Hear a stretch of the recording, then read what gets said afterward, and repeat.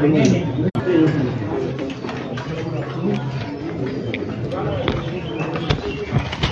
और रखेंगे दीदी चार।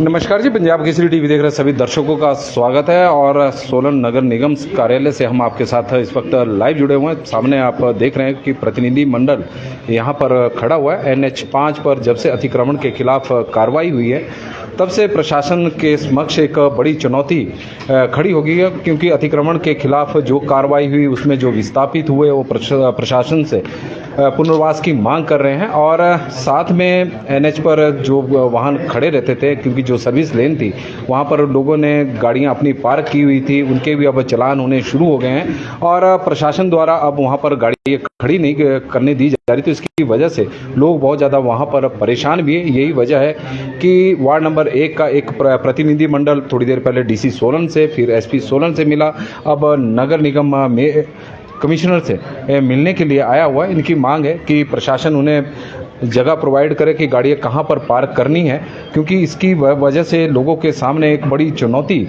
इस वक्त खड़ी हुई है।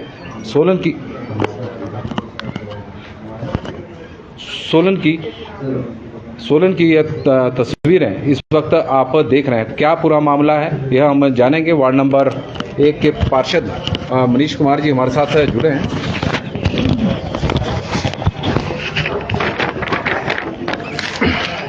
मनीष जी, पंजाब केसरी टीवी में आपका सबसे पहले तो स्वागत है। क्या पूरा मामला है, क्योंकि प्रशासन ने जो कार्रवाई की थी 20 अप्रैल और 22 अप्रैल के आसपास कार्रवाई की थी, तो आपके वार्ड में भी कुछ गाड़ियों के चालान किए गए।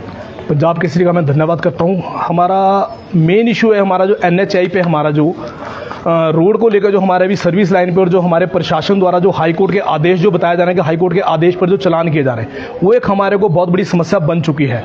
उस विषय में आज हम प्रतिनिधि मंडल, जिसमें हमारा उदय विहार कॉलोनी और विकास मोहल्ला कॉलोनी और साथ सराउंडिंग के जो कॉलोनी के लोग हैं, वो आज हम जिलाधीश महोदय से मिले हैं और SP महोदय से मिले हैं। और अब हम नगर निगम में महापौर मैडम और कमिश्नर मैडम से मिलने जा रहे हैं, जिन्हें भी हम एक ज्ञापन देना जा रहे हैं जो हमने honourable chief justice high court Himachal Pradesh को लिखा है। तो हमारा जो मेन है, जो चालान हमारे डे बाई डे हो रहे हैं, उस विषय में हम आज सभी अधिकारियों से मिलने जा रहे हैं। क्या अगर हम गाड़ियों की बात करें, क्योंकि सबसे बड़ी चुनौती तो अब लोगों को गाड़ियाँ पार्क करने की हुई है, तो कितनी गाड़ियां आपके वार्ड की वहां पर सर्विस लेन पर खड़ी रहती थी? देखिए पाल साहब, बात इशू हमारी पार्किंग का नहीं है। सबसे मेन इशू जो है वो सबसे बड़ा इशू था सर्विस लाइन का। जो NHI के अधिकारियों ने जो वहां पर रोड एक्वायर किया, जमीन एक्वायर की, वो 32 मीटर पे की थी, जबकि कहीं पर रोड बनाया 24 मीटर पे। तो हमारी लड़ाई एक डे 1 से शुरू से ये रही है, मेरी खासकर स्पेशल रही है कि मैं सर्विस लाइन के लिए शुरू से लड़ रहा हूँ, प्रशासन के माध्यम से लड़ रहा हूँ और हम इनके जो अपने अधिकारियों के माध्यम, क्योंकि जो हमारा 32 मीटर रोड बन रहा है वो हमारा बनना चाहिए और हमारे को लोगों को मिलना चाहिए वो, ताकि हम उस पर सर्विस लाइन बन सके।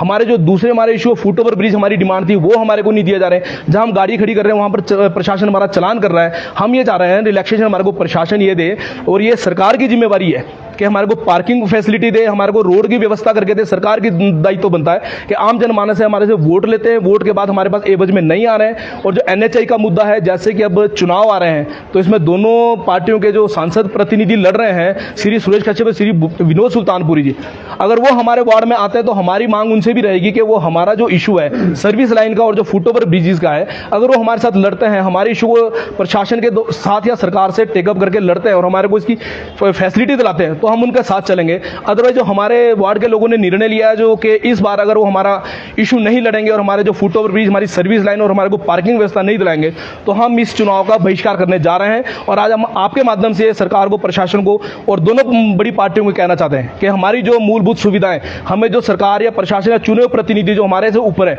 वो हमारे को नहीं प्रोवाइड करा पा रहे हैं, तो हम इस आने वाले चुनाव में जो 1 जून को होगा उसका हम पूरी तरह से बहिष्कार करने जा रहे हैं। बूथ पर हम लोग नहीं जा रहे हैं। तो DC सोलन और SP सोलन से आपकी बातचीत हुई है, तो क्या नतीजा निकला? जिलाधीश महोदय ने सिर्फ हमारे को ये कहकर भेज दिया है कि ये हाई कोर्ट के ऑर्डर है। अब मैं ये कहना चाह रहा हूँ पाल साहब के रोड अगर बने तो किसके लिए बने? तो हमारे आम जनमानस के लिए, जनता के लिए बने हैं। ये तो है नहीं कि हाई कोर्ट ने ऑर्डर किया तो हमारे को आप लोग चालान करेंगे, हमारे को मतलब सड़क पे भी चलने नहीं दिया जाएगा।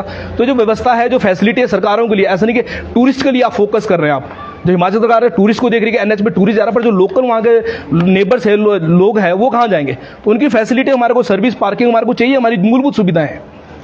नगर निगम कमिश्नर और महापौर से मिलने आए हैं, तो क्या उनसे बात रखेंगे पार्किंग को लेकर? अभी हमारी जो उनसे बात होगी, जैसे कि 32 मीटर रोड एक्वायर की है एनएचआई ने, जो 8 मीटर बचा है, या प्रशासन बनाया, कॉर्पोरेशन उसमें बनाया, हमारे को ये बना कर दे, इनका दायित्व बनता है, जिम्मेवारी बनती है। हमारे लोग जो हाउस टैक्स दे रहे हैं, गार्बेज टैक्स दे रहे हैं, रोड टैक्स दे रहे हैं, सब कुछ दे रहे हैं, तो प्रशासन हमारे को पार्किंग बना के दे, हमारी गाड़ियों की फैसिलिटी करा के दे। अदरवाइज जब तक हमारे को सर्विस, ये हमारे को फैसिलिटी नहीं दे रहे, तब तक एसपी महोदय से हमने रिक्वेस्ट की कि हमारे चलान ना हो, हमारे चलान में इलेक्शन दे, हमारे किसी भी गाड़ी के चलान ना हो।